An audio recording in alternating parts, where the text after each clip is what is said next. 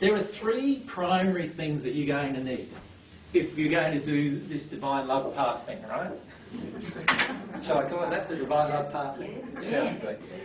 The number one thing is you're going to need to be humble. Do you know what humble means?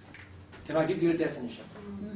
Humble means that I am desirous of feeling all of my own emotions, whether they are painful or pleasurable. So I want to feel all of my own emotions, whether they are painful or pleasurable. That's what humble means. Now you imagine in a relationship for a moment, just with that one thing. I come home from the day at work, the male comes home, and he says, today I checked out 5 girls actually, and I thought that 4 of them in particular, I could easily go to bed with them. So this is what he comes home and says to you. And you'd say, why didn't you? How would you feel if you're a woman hearing that? Angry. You could. You could? Yeah, no, let's don't go down the could road, because that's all intellectual. How many of you would feel hurt and angry about that? Quite a few, right? Okay. Now, if I'm humble, what would I do?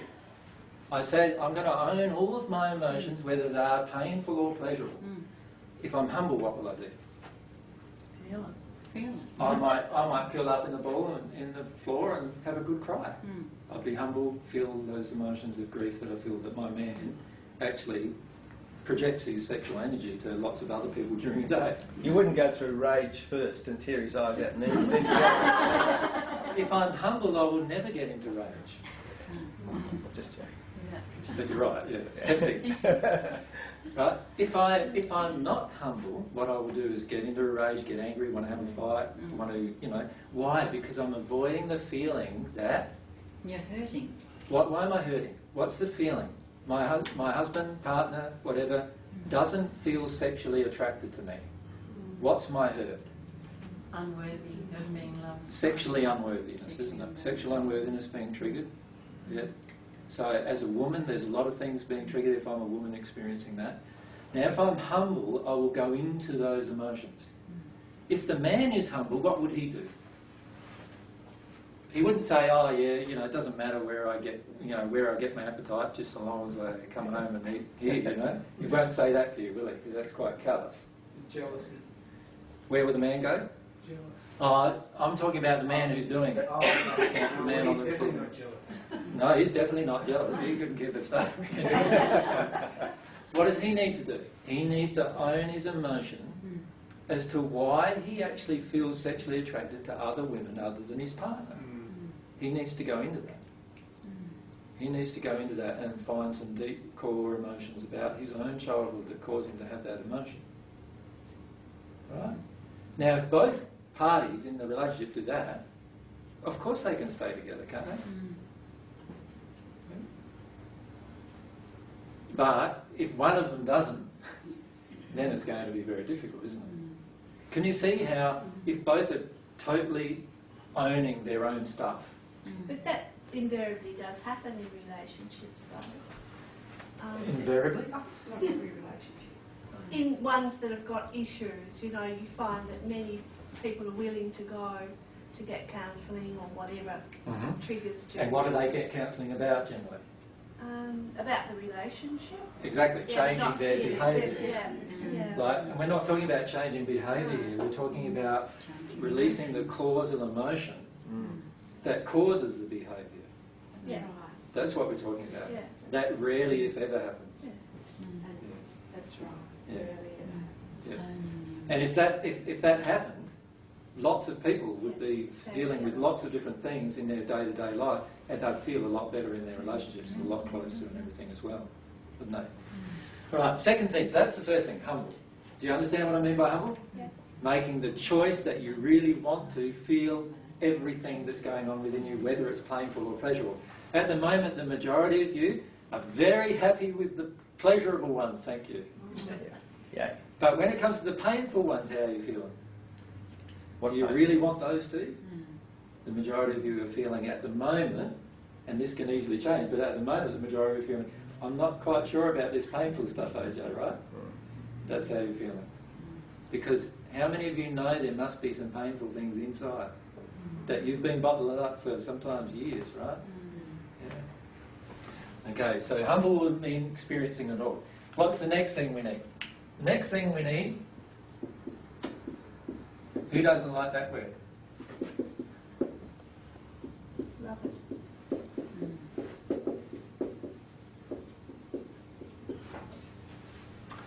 What I mean by pray is I mean to have a feeling in your heart directed towards God that you want to know God's truth in your life.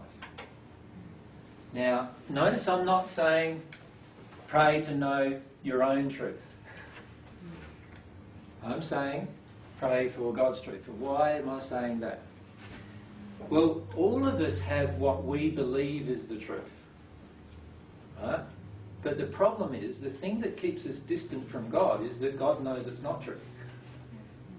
Right?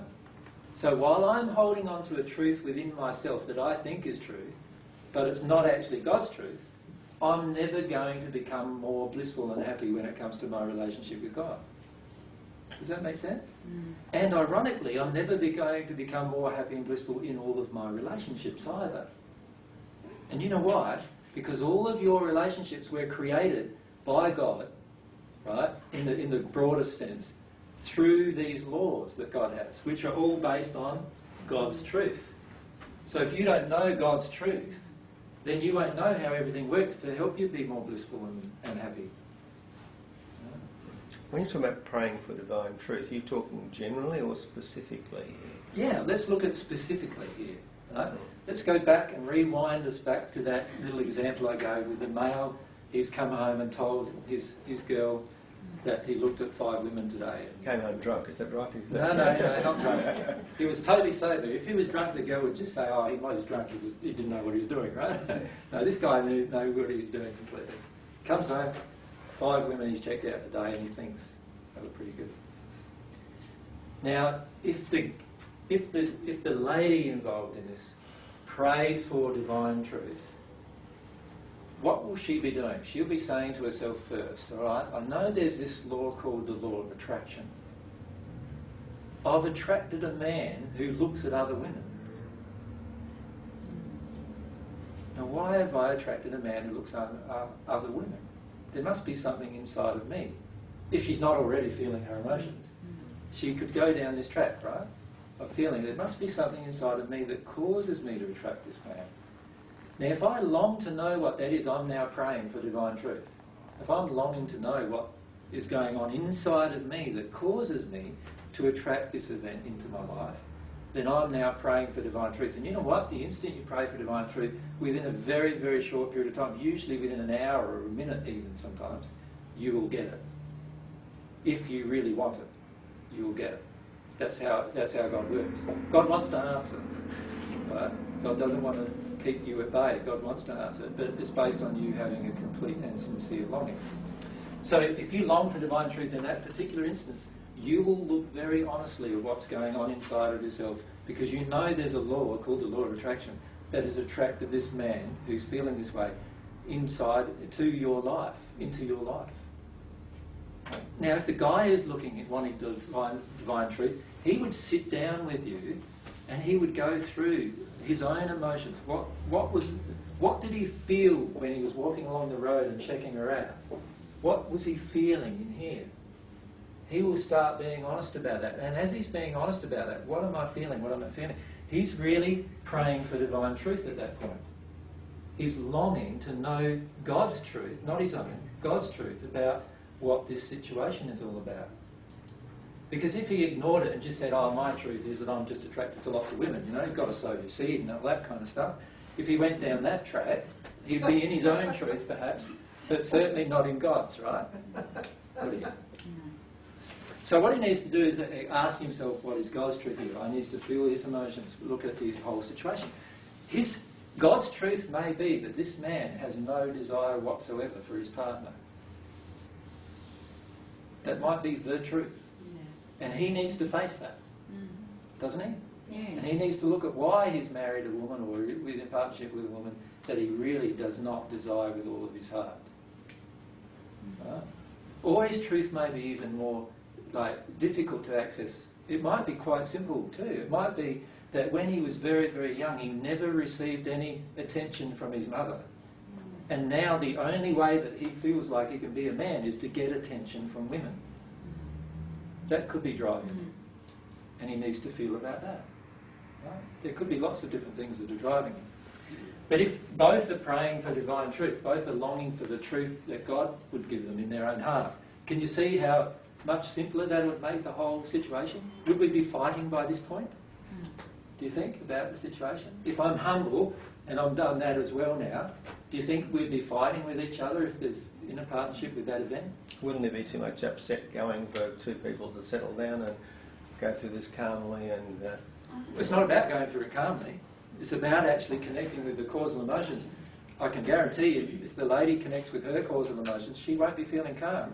She'll be crying about some of these causal things from it. If the guy does the same thing, he'll be crying too, probably. And they'll be able to work through their emotions that way and feel them. And that's fine. Could you receive if you're in an emotional storm? Could you really receive a message from God? And that I would have thought the static would be too great. No. It's through your emotional storms that you receive messages. That's where the truth is in these emotional storms. What happens if only one of the partners is actually praying for divine truth and trying to work through their emotions and the other's not? So let's say the guy comes home, right, and he says those things to you, and you get really, I start to feel really upset, right? And you say, don't you think there's something in that, like you're starting to feel your emotions, you're starting to own it, but you're also saying to him, don't you feel there's something in that? And he's saying, no, I'm fine with that. Let's go to bed, right? Now, if the lady was in her emotional truth, she would still allow herself to go through that process of connecting to the causal emotion that caused this attraction. Now, not only of a man who spreads his sexual energy, but now she's also got a man who's callous about it. Okay. So she's got two different emotions now that she's being confronted with. Now, if she allows herself to experience those emotions, right, in the end, she can release the causal emotions within herself, right, that she feels to make her feel upset about it. And she can get to a point, actually, where she can actually look at the person with love and make a choice. Does she want to stay with a man? And it won't be based on anger. Understand? It won't be based on anger or resentment or any of the other emotions. It will just be based on love.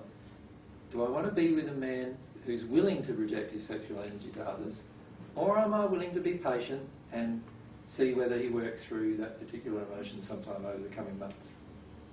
But when the woman works through her emotion and gets to that point, does that have a positive effect on the partner? Certainly. Do you think her crying and dealing with causal emotions in herself, when she's not blaming him, she's actually dealing with all the emotions inside of herself about her child, do you think that, of course, is going to have an effect on him? He's going to come home a lot of nights seeing her crying, but what's he going to do? One or two things. Walk back out. He's going to get angry, isn't he? Or upset with her. Or he's going to what? Say, what's wrong, what can we do? Exactly. He will look at himself more closely. One of those two things, won't he? What happens if he says, for goodness sake, get a grip on yourself, I'm sick of you crying and feeling your emotions? So is he being loving to you? No. No. So why are you choosing to stay in a relationship now that's unloving to you? See, that's another emotion, isn't it? So you need to deal with that emotion. You've come face to face with the fact now that your husband or partner, not only is he looking at other women and giving sexual energy to them, but now he's really callous with you as well. That's what he's telling you. And why aren't you willing to face up to that? So you say, why are you being like that to me? That's all about. No, you see, it's not about me asking him why he's being like that. Not at all. What it's about is acknowledging he is like that. Acknowledge the truth. He is like that. He is treating you badly. Don't go down the why. You go down the why, it makes you totally powerless, to be honest. Honestly.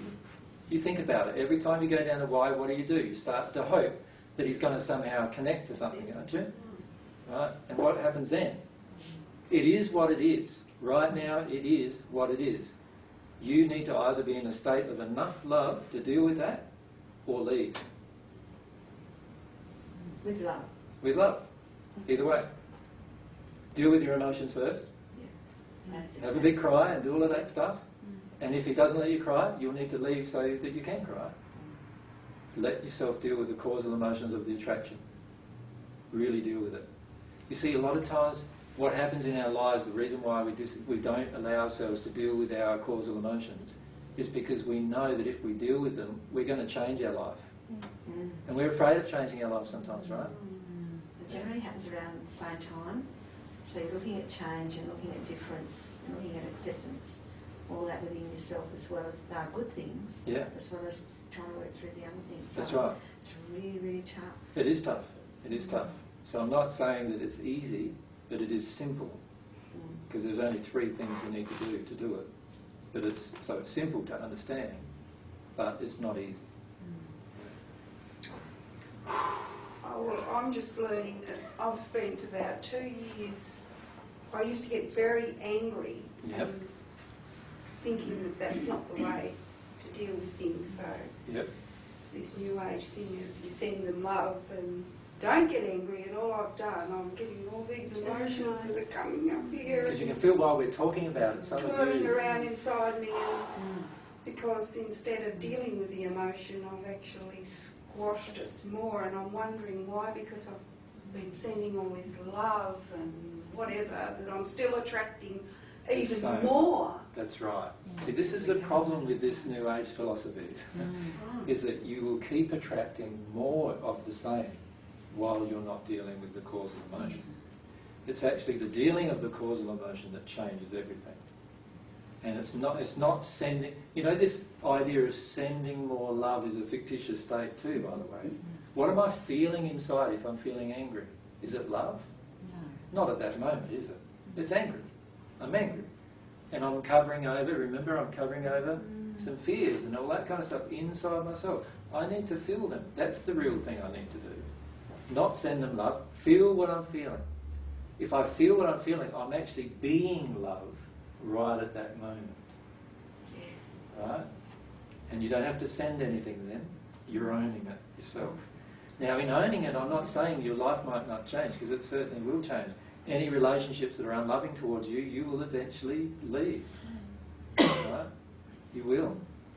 You will automatically leave. So with myself and Mary, at the moment I leave Mary every week, around about. Because at times the relationship is not loving. And at those times I leave. And I tell her I'm going to come back when it's loving. Right? And over the last four or 5 weeks, Mary's been very loving in owning all of her emotion now, and owning all of how she feels. And as a result of that, you know, there's a much stronger attraction, because both of us owning our emotions is very powerful. Both of us owning our truth is very powerful. So I'm not saying that any time you leave a partner it's going to be permanent.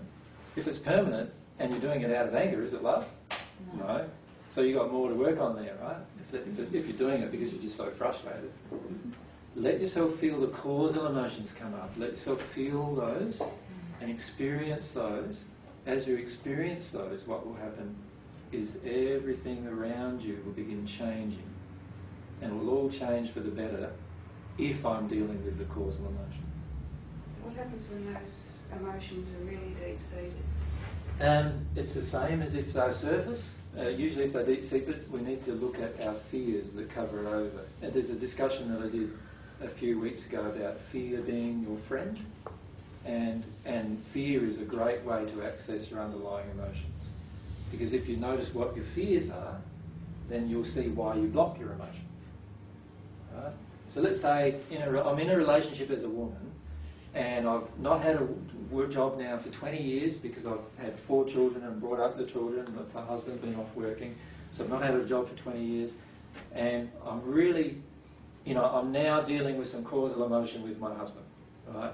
And it's bringing up lots of things, and I'm starting to realise actually that my husband doesn't really love me.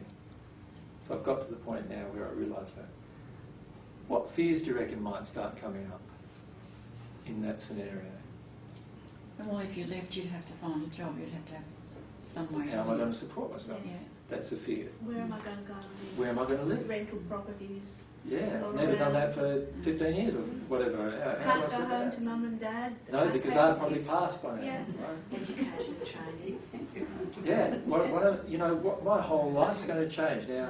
Can you see that? What are my fears that are being brought up? Now, if I live in those fears, I'm not going to leave. No. If I live in a state of truth, I will have to leave. But if I love myself, I will have to leave. Right? And I'd be willing to experience every emotion of finding a new job, willing to experience every emotion of, every single one of those things that I'm afraid of. I'll experience. And do you think in the end you're going to be a much better person? Of course. Yes. Feel empowered. Yeah, and it's not about woman power or man power or anything like that. It's about you just feeling connected with yourself so much now that you know you don't actually need another person. So relationships are not about needing another person. Relationships are completely about desiring the other person. Do you understand the difference? If I need the other person, I have an emotional injury within me. Oh, I see what you're saying. If I desire the other person to give love, then I'm just in the state of giving love to that person, and that's the person I want to give love to. Relationships in the end are going to be, for all of you, at some point in your future, whether here or in the spirit world, are going to be just about what you can give to the other person. It won't be about what you get. Because you'll be in such a good state yourself that you don't feel like you need anything. That makes you more attractive as well. Exactly. Yeah, so instead of projecting a neediness onto the other person, what you're doing is just giving to the other person, and the other person now also has the choice they can make as well. Do they want to give, or do they desire to give in return or not? And that's what a relationship in the end is all about. But the problem is that many of us have these emotional injuries that if the other person doesn't need me, then what's going to keep him with me? Or if she doesn't need me, what's going to keep her with me? And so you see a lot of relationships being created where if the woman doesn't need something from the guy feels very insecure, or vice versa. Right? And the truth is, in the future, you will stay in your relationships just because you desire. Just because you desire that person. No one else, that person. Yeah. And it's a beautiful state to be in. What's the third thing?